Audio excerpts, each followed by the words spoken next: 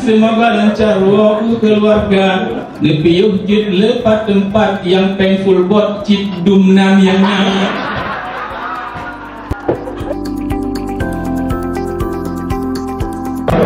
Untuk membeli oleh-oleh di Kota Bandar.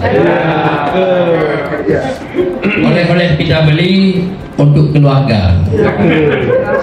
Sampai di rumah mendapat sambutan penuh bahagia. Terima kasih. Mohon maaf dari segala kemenangan. Assalamualaikum warahmatullahi wabarakatuh.